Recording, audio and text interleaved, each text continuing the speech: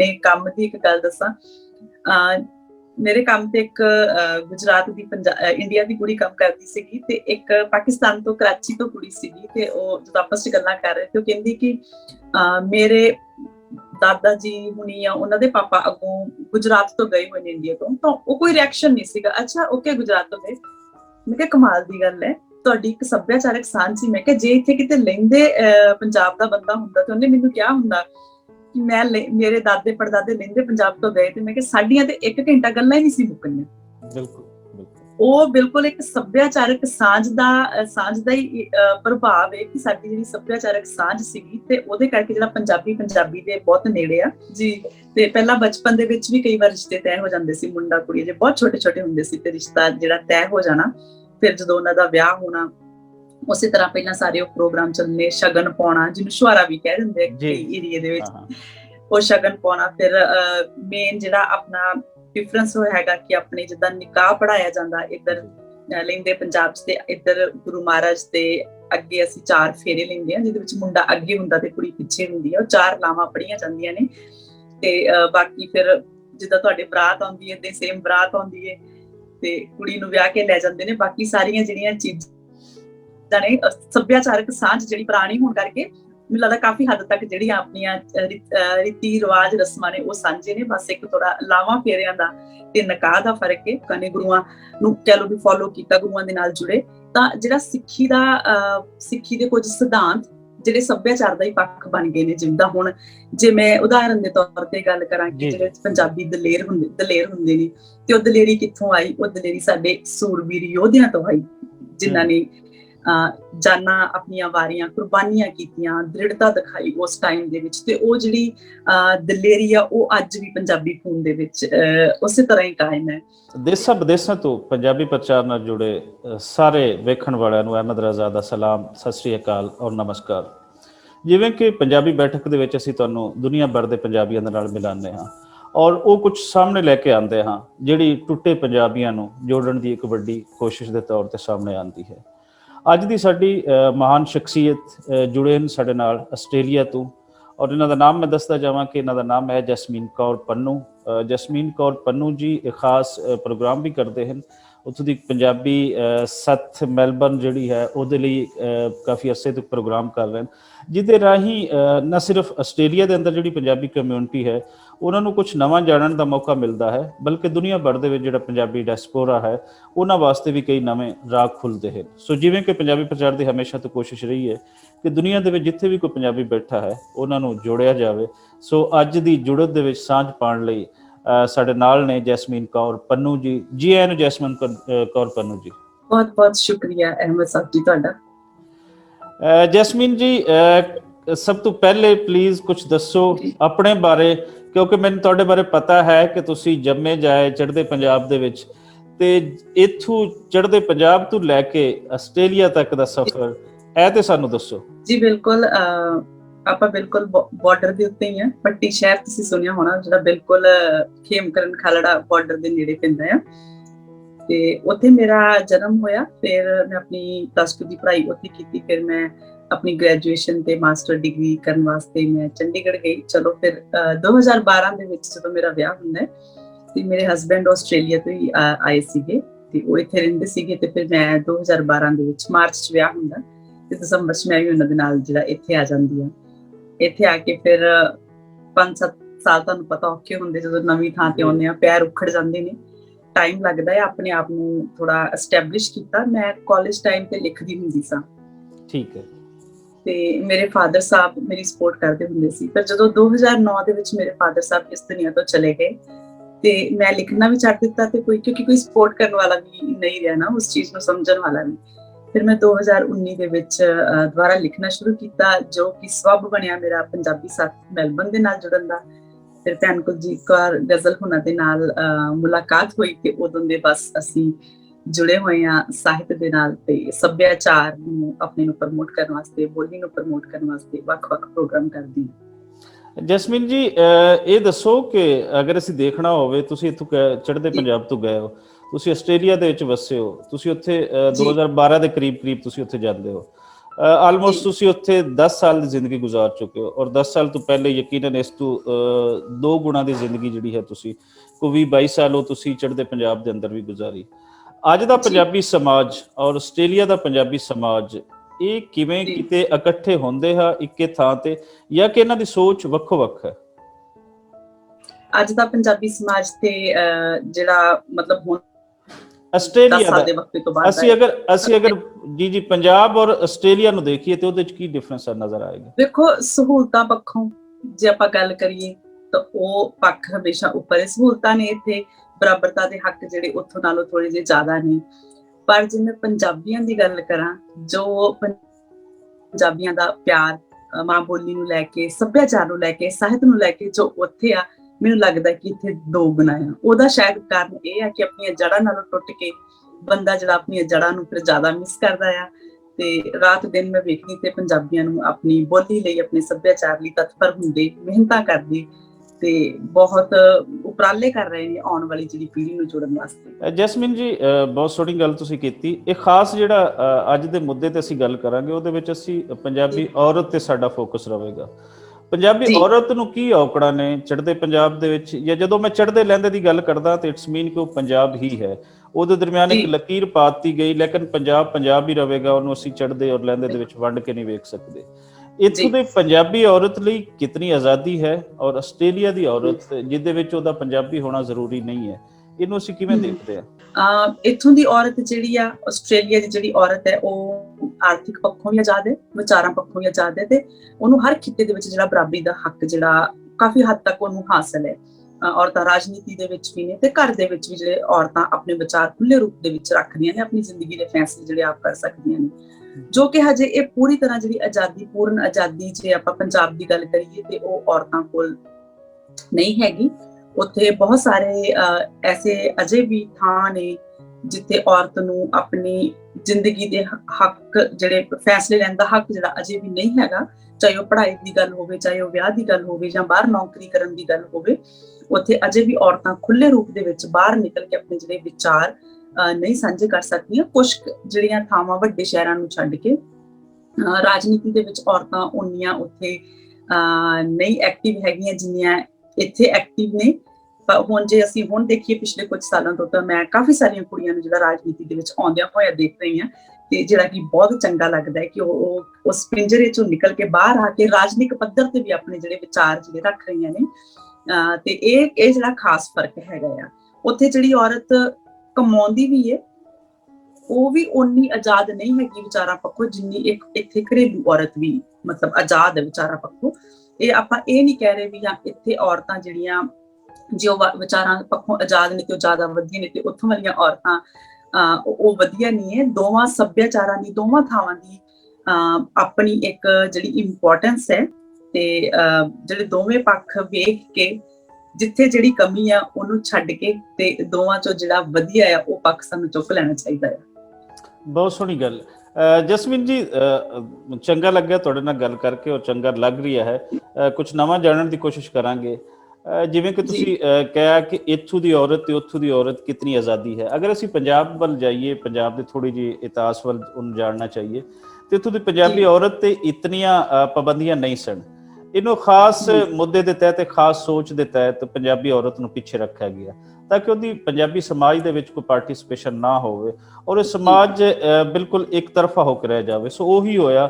ਇਹਨੂੰ ਅਸੀਂ ਪਿਛਲੀ ਕੋਈ 150-200 ਸਾਲਾਂ ਇਸ ਦੀ ਤਾਰੀਖ ਦੇਖੀਏ ਤਾਂ ਉਸ ਤੋਂ ਪਹਿਲੇ ਅਗਰ ਪੰਜਾਬੀ ਸਮਾਜ ਅਸੀਂ ਦੇਖਦੇ ਹਾਂ ਤਾਂ ਉਹਦੇ ਵਿੱਚ ਔਰਤ ਸਾਨੂੰ ਇੰਝ ਨਜ਼ਰ ਨਹੀਂ ਆਉਂਦੀ ਜਿਵੇਂ ਕੋਈ ਪਿਛਲੇ 40-50 ਸਾਲ ਜਾਂ 70 ਸਾਲਾਂ ਦੇ ਵਿੱਚ ਸਾਨੂੰ ਨਜ਼ਰ ਆਉਂਦੀ ਹੈ। ਆਸਟ੍ਰੇਲੀਆ ਦੇ ਵਿੱਚ ਵੀ ਤੁਸੀਂ ਗਏ, ਤੁਸੀਂ ਇੱਥੇ ਵੀ ਦੇਖਿਆ। ਇਹ ਖਾਸ ਜਿਹੜਾ ਸਾਨੂੰ ਲੱਗਦਾ ਹੈ, ਸਾਡੇ ਇੱਥੋਂ ਬੈਠੇ ਹੋ ਲੋਕ ਉਹ ਇਹ ਦੇਖਦੇ ਨੇ ਕਿ ਜਿਹੜਾ ਸਿੱਖੀ ਕਲਚਰ ਹੈ ਇਹੀ ਪੰਜਾਬੀ ਨੂੰ ਪ੍ਰਮੋਟ ਕਰ ਰਿਹਾ ਹੈ। ਮੇਰਾ ਇੱਕ ਸਵਾਲ ਹਮੇਸ਼ਾ ਇਹ ਰਿਹਾ ਹੈ ਦੋਸਤਾਂ ਤੋਂ, ਮੇਰਾ ਮੰਨਣਾ ਹੈ, ਮੈਂ ਇਸ ਦੇ ਕਰੀਬ ਹਾਂ ਕਿ ਸਿੱਖੀ ਕਲਚਰ ਬੁਨਿਆਦੀ ਤੌਰ ਤੇ ਪੰਜਾਬੀ ਕਲਚਰ ਹੀ ਹੈ। ਪੰਜਾਬੀ ਕਲਚਰ ਦੇ ਵਿੱਚੋਂ ਹੀ ਜਿਹੜਾ ਸਿੱਖੀਜ਼ਮ ਹੈ ਉਹ ਉੱਠਿਆ ਹੈ। ਬਾਬਾ ਨਾਨਕ ਦਾ ਜੰਮਪਲ ਪੰਜਾਬ ਦੇ ਅੰਦਰ ਹੁੰਦਾ ਹੈ, ਔਰ ਉਸ ਤੋਂ ਬਾਅਦ ਜਿਤਨੀ ਬੁੱਧਰ ਬਣਦੀ ਹੈ ਉਹ ਪੰਜਾਬ ਦੇ ਅੰਦਰ ਹੀ ਹੁੰਦੀ ਹੈ।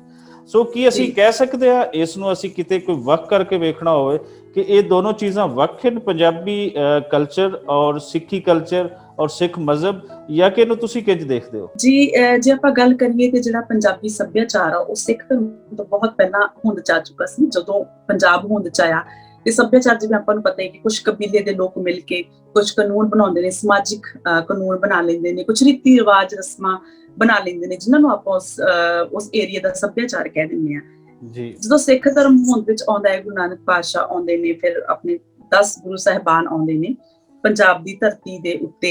ਜਦੋਂ ਪ੍ਰਚਾਰ ਹੁੰਦਾ ਆ, ਸਿੱਖੀ ਦਾ ਪ੍ਰਚਾਰ ਹੁੰਦਾ, ਉਹ ਸੁਭਾਵਿਕ ਤੌਰ ਤੇ ਜਦੋਂ ਉਹ ਪ੍ਰਚਾਰ ਹੋਇਆ, ਜਦੋਂ ਲੋਕ ਧਰਮ ਦੇ ਨਾਲ ਜੁੜੇ, ਜਦੋਂ ਲੋਕਾਂ ਨੇ ਗੁਰੂਆਂ ਨੂੰ ਕਹਿ ਲਓ ਵੀ ਫੋਲੋ ਕੀਤਾ, ਗੁਰੂਆਂ ਦੇ ਨਾਲ ਜੁੜੇ, ਤਾਂ ਜਿਹੜਾ ਸਿੱਖੀ ਦੇ ਕੁਝ ਸਿਧਾਂਤ ਜਿਹੜੇ ਸੱਭਿਆਚਾਰ ਦਾ ਹੀ ਪੱਖ ਬਣ ਗਏ ਨੇ। ਜਿੱਦਾਂ ਹੁਣ ਜੇ ਮੈਂ ਉਦਾਹਰਨ ਦੇ ਤੌਰ ਤੇ ਗੱਲ ਕਰਾਂ ਕਿ ਜਿਹੜੇ ਪੰਜਾਬੀ ਦਲੇਰ ਹੁੰਦੇ ਨੇ, ਤੇ ਉਹ ਦਲੇਰੀ ਕਿੱਥੋਂ ਆਈ? ਉਹ ਦਲੇਰੀ ਸਾਡੇ ਸੂਰਬੀਰ ਯੋਧਿਆਂ ਤੋਂ ਆਈ, ਜਿਨ੍ਹਾਂ ਨੇ ਜਾਨਾਂ ਆਪਣੀਆਂ ਵਾਰੀਆਂ, ਕੁਰਬਾਨੀਆਂ ਕੀਤੀਆਂ, ਦ੍ਰਿੜਤਾ ਦਿਖਾਈ ਉਸ ਟਾਈਮ ਦੇ ਵਿੱਚ। ਤੇ ਉਹ ਜਿਹੜੀ ਦਲੇਰੀ ਆ ਉਹ ਅੱਜ ਵੀ ਪੰਜਾਬੀ ਖੂਨ ਦੇ ਵਿੱਚ ਉਸੇ ਤਰ੍ਹਾਂ ਹੀ ਕਾਇਮ ਹੈ।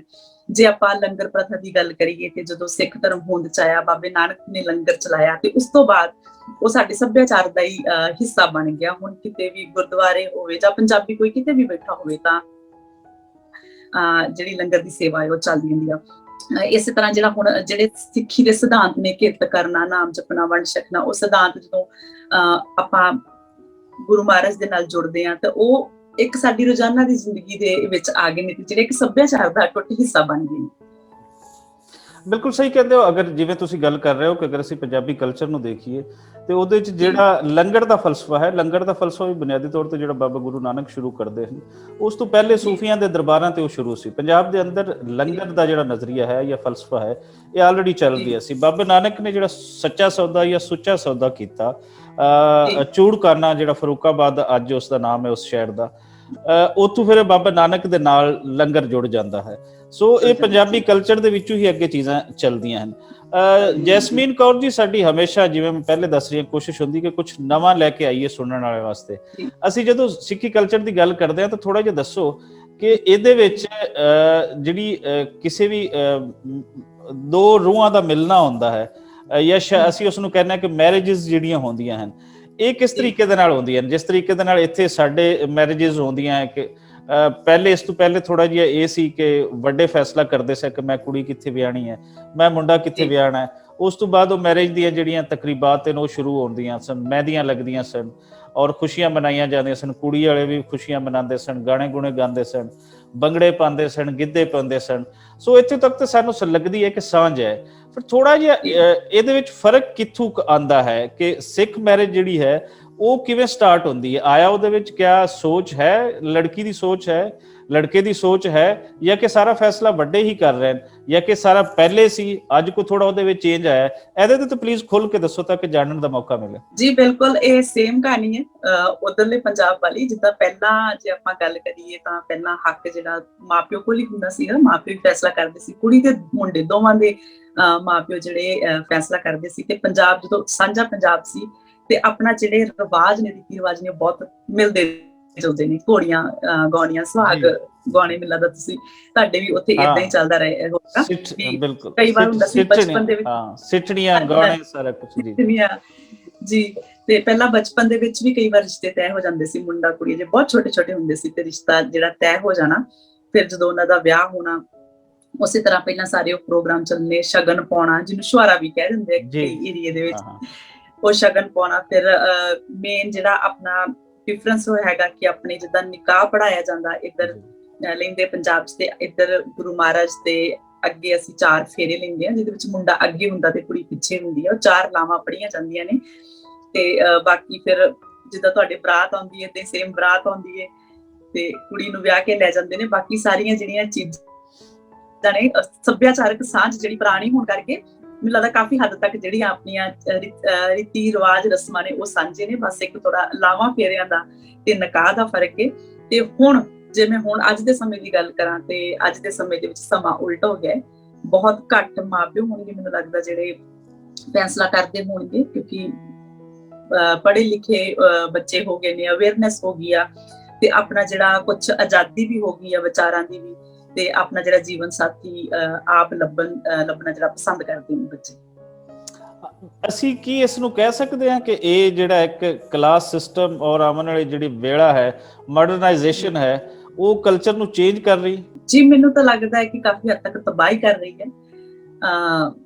ਜਿਹੜਾ ਆਪਣਾ ਕਲਚਰ ਸੀ ਇੱਕ ਪਹਿਲਾਂ, ਜਿਹਦੇ ਵਿੱਚ ਕੁਝ ਆਪਣੇ ਸਮਾਜਿਕ ਕਾਨੂੰਨ ਹੁੰਦੇ ਸੀਗੇ, ਉਹਨਾਂ ਕਾਨੂੰਨਾਂ ਦੇ ਅੰਦਰ ਰਹਿ ਕੇ ਵੀ ਜਿਹੜੇ ਆਪਣੇ ਰਿਸ਼ਤੇ ਸੀ ਖੁਸ਼ਹਾਲ ਸੀਗੇ, ਬਹੁਤ ਖੁਸ਼ਹਾਲ ਸੀਗੇ। ਇੱਕ ਦੂਜੇ ਦੀ ਕਦਰ ਸੀਗੀ, ਸੈਕਰੀਫਾਈਸ ਕਰਨ ਦੀ ਭਾਵਨਾ ਸੀਗੀ। ਜੇ ਹੁਣ ਮੈਂ ਅੱਜ ਦੇ ਸਮੇਂ ਦੇ ਵਿੱਚ ਜੇ ਮੈਂ ਇੱਥੇ ਵੀ ਵਿਆਹਾਂ ਦੀ ਉਦਾਹਰਨ ਲੈ ਕੇ ਦੇਖਾਂ, ਕਾਫੀ ਹੱਦ ਤੱਕ ਵਿਚਾਰਾਂ ਦੀ ਆਜ਼ਾਦੀ ਹੈ, ਤੁਹਾਨੂੰ ਆਪਣੇ ਫੈਸਲੇ ਲੈਣ ਦੀ ਆਜ਼ਾਦੀ ਹੈ, ਪਰ ਫਿਰ ਵੀ ਉਹ ਜਿਹੜੀ ਖੁਸ਼ੀ ਜਾਂ ਜਿਹੜਾ ਉਹ ਇੱਕ ਕਹਿ ਲਓ ਕਿ ਇੱਕ ਪਿਆਰ, ਇੱਕ ਖੁਸ਼ੀ ਆ, ਉਹ ਨਹੀਂ ਹੈਗਾ। ਸੱਭਿਆਚਾਰਕ ਕਦਰਾਂ ਕੀਮਤਾਂ ਜਿਹੜੀਆਂ ਬਹੁਤ ਅੱਜ ਦੀ ਪੀੜ੍ਹੀ ਦੇ ਵਿੱਚ ਘਟ ਗਈਆਂ ਨੇ, ਉਹਨਾਂ ਨੂੰ ਉਹਨਾਂ ਕਦਰਾਂ ਕੀਮਤਾਂ ਦਾ ਨਹੀਂ ਪਤਾ। ਇਹ ਜਿਹੜੀ ਮਾਡਰਨਾਈਜੇਸ਼ਨ ਆ, ਸਾਨੂੰ ਜੇ ਉਹ ਇੱਕ ਬ੍ਰੈਕਟ 'ਚ ਰਹਿ ਕੇ ਅਸੀਂ ਨਹੀਂ ਚੱਲਦੇ, ਤੇ ਮੈਨੂੰ ਲੱਗਦਾ ਕਿ ਸਾਨੂੰ ਤਬਾਹੀ ਦੇ ਵੱਲ ਹੀ ਲੈ ਕੇ ਜਾ ਰਹੀ ਹੈ। ਕਿਉਂਕਿ ਮੈਂਟਲ ਹੈਲਥ ਇਸ਼ੂਜ਼ ਜਿਹੜੇ ਨੇ ਸਾਡੇ ਇੱਥੇ, ਡੋਮੈਸਟਿਕ ਵਾਇਲੈਂਸ ਹੈ, ਜਾਂ ਆਪਣੇ ਹੋਰ ਜਿਹੜੀਆਂ ਡਿਵੋਰਸ ਕੇਸਿਸ ਦੇ ਜਿਹੜੇ ਵੱਧ ਰਹੇ ਨੇ, ਕੇਸ ਜਿਹੜੇ ਵੱਧ ਰਹੇ ਨੇ, ਉਹ ਸਾਰੇ ਸਾਨੂੰ ਇਸ ਮਾਡਰਨਾਈਜੇਸ਼ਨ ਦੇ ਦਿੱਤੇ ਹੋਏ ਤੋਹਫੇ ਹੀ ਨੇ। ਮੈਂ ਸਾਰੇ ਨਹੀਂ ਕਵਾਂਗੀ, ਪਰ ਕਾਫੀ ਹੱਦ ਤੱਕ ਜਿਹੜੀ ਮਾਡਰਨਾਈਜੇਸ਼ਨ ਆ, ਉਹਦੇ ਨਾਲ ਜਿਹਨੂੰ ਸਾਨੂੰ ਦਿੱਕਤਾਂ ਜਿਹੜੀਆਂ ਆ ਰਹੀਆਂ ਨੇ। ਤੁਹਾਡੀ ਗੱਲ ਬਿਲਕੁਲ ਸਹੀ ਹੈ ਕਿ ਅਸੀਂ ਲਿਬਰਲਿਜ਼ਮ ਔਰ ਇਨਸਾਨੀ ਆਜ਼ਾਦੀਆਂ ਦੇ ਕਾਇਲ, ਜਿਨ੍ਹਾਂ ਵਿੱਚ ਮੇਰਾ ਸ਼ੁਮਾਰ ਵੀ ਹੈ, ਤੁਸੀਂ ਵੀ ਸ਼ਾਮਿਲ ਹੋ, ਅਸੀਂ ਚਾਹੁੰਦੇ ਹਾਂ ਕਿ ਇਨਸਾਨੀ ਆਜ਼ਾਦੀਆਂ ਹੋਣੀਆਂ ਚਾਹੀਦੀਆਂ, ਲੇਕਿਨ ਉਹਦੇ ਵਿੱਚ ਜਿਹੜਾ ਸਾਡਾ ਫੈਮਿਲੀ ਸਟਰਕਚਰ ਟੁੱਟ ਰਿਹਾ ਹੈ, ਇਹਦੇ ਵਿੱਚ ਪੰਜਾਬ ਵੀ ਸ਼ਾਮਿਲ ਹੈ, ਬਾਕੀ ਦੂਜੇ ਸਮਾਜ ਵੀ ਸ਼ਾਮਿਲ ਹਨ। ਇਹ ਕੋਈ ਬਹੁਤ ਅੱਛਾ ਪਾਰਟ ਪਲੇ ਨਹੀਂ ਹੋ ਰਹੀ ਆ ਉਹਦੇ ਵਿੱਚ। ਜਿਹੜੀਆਂ ਐਜ਼ ਅ ਇੰਡੀਵਿਜੂਅਲਸ ਤੁਸੀਂ ਕੱਟ ਕੇ ਰਹਿ ਜਾਂਦੇ ਹੋ, ਤੁਹਾਡੇ ਜਿਹੜੀ ਇੱਕ ਫੈਮਿਲੀ ਦੇ ਨਾਲ ਤੁਹਾਡੀਆਂ ਖੁਸ਼ੀਆਂ ਔਰ ਤੁਹਾਡਾ ਜਿਹੜੇ ਦੁੱਖ ਹਨ, ਜਿਸ ਤਰੀਕੇ ਨਾਲ ਸ਼ੇਅਰ ਪਹਿਲੇ ਹੁੰਦੇ ਸਨ, ਹੁਣ ਉਹ ਥੋੜੇ ਜਿਹੇ ਕੱਟੇ ਜਾ ਰਹੇ ਨੇ। ਅਗਰ ਅਸੀਂ ਇੱਥੇ ਵੀ ਦੇਖਦੇ ਹਾਂ ਤੇ ਇੱਕ ਫਰਦ ਜਿੰਦਾ ਹੈ, ਉਹ ਸਿਰਫ ਆਪਣੇ ਲਈ ਜਿੰਦਾ ਹੈ, ਉਹਦੀ ਖੁਸ਼ੀ ਉਹਦੇ ਤੱਕ ਮਹਿਦੂਦ ਹੁੰਦੀ ਜਾ ਰਹੀ ਹੈ, ਉਹਦੇ ਨਾਲ ਦੇ ਜਿਹੜੇ ਰਿਸ਼ਤੇ ਹਨ ਉਹ ਉਸ ਤੋਂ ਵੱਖ ਹੁੰਦੇ ਜਾ ਰਹੇ ਨੇ। ਸੋ ਮਾਡਰਨਾਈਜੇਸ਼ਨ ਦੇ ਨਾਮ ਤੇ ਜਿੱਥੇ ਸਾਨੂੰ ਬਿਲਕੁਲ ਇਨਸਾਨੀ ਆਜ਼ਾਦੀਆਂ ਦਾ ਕਾਇਲ ਹੋਣਾ ਚਾਹੀਦਾ, ਥੋੜਾ ਸਾਨੂੰ ਇਹ ਵੀ ਸੋਚਣਾ ਚਾਹੀਦਾ ਹੈ ਕਿ ਕਿਆ ਇਹ ਵੀ ਇਨਸਾਨੀ ਆਜ਼ਾਦੀ ਇੱਕ ਤਰ੍ਹਾਂ ਦੀ ਨਹੀਂ ਬਣ ਜਾਂਦੀ ਕਿ ਇਨਸਾਨ ਦੀਆਂ ਜਿਹੜੀਆਂ ਖੁਸ਼ੀਆਂ ਔਰ ਗਮ ਹਨ ਉਹ ਸ਼ੇਅਰ ਹੋਣ, ਔਰ ਉਹਦੇ ਵਿੱਚ ਉਹ ਜ਼ਿਆਦਾ ਆਪਣੇ ਆਪ ਨੂੰ ਐਜ਼ ਏ ਹਿਊਮਨ ਉਹ ਆਪਣਾ ਪਾਰਟ ਪਲੇ ਕਰ ਸਕੇ, ਉਹ ਖੁਸ਼ ਵੀ ਰਹਿ ਸਕੇ। ਔਰ ਅਗਰ ਰੱਬ ਨਾ ਕਰੇ ਉਹਦੇ ਤੇ ਕੋਈ ਦੁੱਖ ਦੀ ਵੇਲਾ ਆਉਂਦਾ ਹੈ, ਕਿਉਂਕਿ ਹਰ ਇਨਸਾਨ ਦੇ ਦੁੱਖ ਦਾ ਵੇਲਾ ਵੀ ਆਉਂਦਾ ਹੈ, ਉਸ ਵੇਲੇ ਉਹਦੇ ਸਾਰੇ ਆਪਣੇ ਨਾਲ ਖੜੇ ਹੋਣ।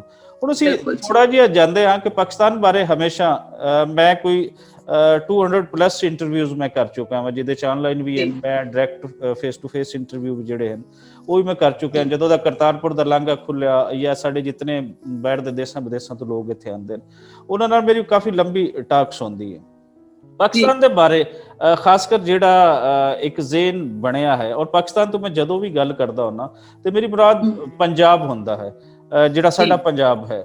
ਹੁਣ ਉਹਦੇ ਵਿੱਚ ਇੱਕ ਜਿਹੜਾ ਪੰਜਾਬੀ ਚੜ੍ਹਦੇ ਪੰਜਾਬ ਦੇ ਵਿੱਚ ਬੈਠਾ ਹੈ, ਉਹਨੂੰ ਕੋਈ ਕੰਸਰਨ ਨਹੀਂ ਇੱਥੋਂ ਦਾ ਜਿਹੜਾ ਬਲੋਚ ਬੈਠਾ ਹੈ ਜਾਂ ਪਠਾਨ ਬੈਠਾ ਹੈ, ਕਿਉਂਕਿ ਉਹ ਕਲਚਰਲੀ ਉਹ ਟੁੱਟਿਆ ਹੈ, ਉਹਦੇ ਨਾਲ ਕਦੀ ਉਹਦੀ ਸਾਂਝ ਨਹੀਂ ਹੁੰਦੀ। ਮੈਂ ਇੱਥੇ ਬੈਠਾ ਤਾਂ ਮੇਰੀ ਮਹਾਰਾਸ਼ਟਰ ਦੇ ਜਿਹੜੇ ਲੋਕ ਹਨ, ਮੇਰੀ ਉਹਨਾਂ ਨਾਲ ਕੋਈ ਜੁੜਤ ਨਹੀਂ ਹੋਏਗੀ। ਮੇਰੀ ਸਿਰਫ ਪੰਜਾਬ ਦੇ ਨਾਲ, ਪੰਜਾਬੀ ਲੈਂਗੁਏਜ ਔਰ ਪੰਜਾਬੀ ਕੌਮ ਦੇ ਹਵਾਲੇ ਨਾਲ ਮੇਰੀ ਇੱਥੇ ਜੁੜਤ ਹੋਏਗੀ। ਆਸਟ੍ਰੇਲੀਆ ਦੇ ਅੰਦਰ ਬੈਠੇ ਹੋਇਆ ਬੰਦਾ ਪਾਕਿਸਤਾਨ ਬਾਰੇ, ਪਾਕਿਸਤਾਨੀ ਪੰਜਾਬ ਦੇ ਬਾਰੇ ਕੀ ਸੋਚ ਰੱਖਦਾ ਹੈ, ਖੁੱਲ ਕੇ ਜ਼ਰਾ ਦੱਸਿਓ ਪਲੀਜ਼। ਜੀ ਬਿਲਕੁਲ, ਜੇ ਤਾਂ ਜਿਸ ਤਰ੍ਹਾਂ ਤੁਸੀਂ ਗੱਲ ਕੀਤੀ, ਇਦਾਂ ਦਾ ਹੀ ਮੈਂ ਐਕਸਪੀਰੀਅੰਸ ਕੀਤਾ ਕਿ ਜਦੋਂ ਪੰਜਾਬੀ ਨੂੰ ਵੇਖਦਾ ਹੈ ਨਾ, ਚੜ੍ਹਦੇ ਤੇ ਲੈਂਦੇ ਵਾਲਾ ਉਹੀ ਖਿੜਦਾ ਹੈ।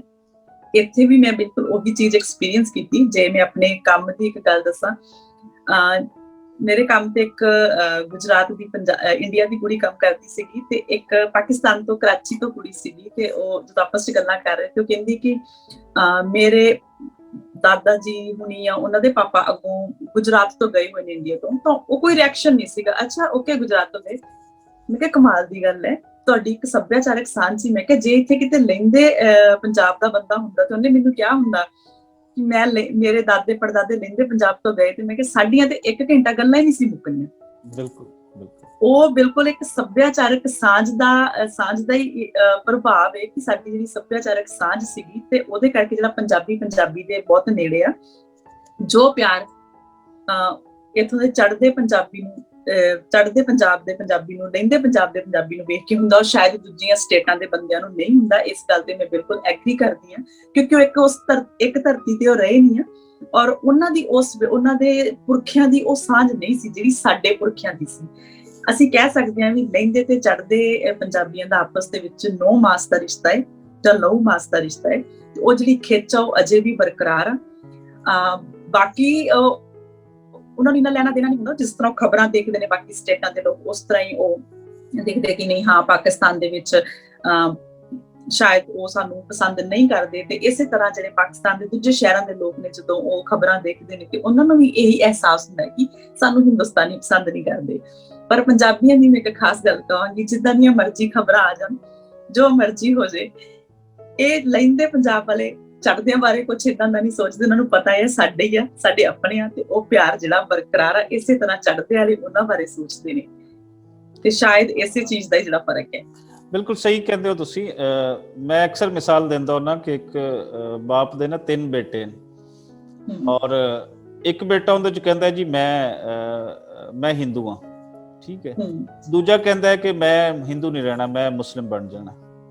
ਤੀਜਾ ਕਹਿੰਦਾ ਹੈ ਕਿ ਮੈਂ ਨਾ ਹਿੰਦੂ ਰਹਿਣਾ, ਨਾ ਮੈਂ ਸਿੱਖ ਰਹਿਣਾ, ਨਾ ਮੈਂ ਮੁਸਲਮਾਨ ਰਹਿਣਾ, ਮੈਂ ਸਿੱਖ ਬਣ ਜਾਣਾ।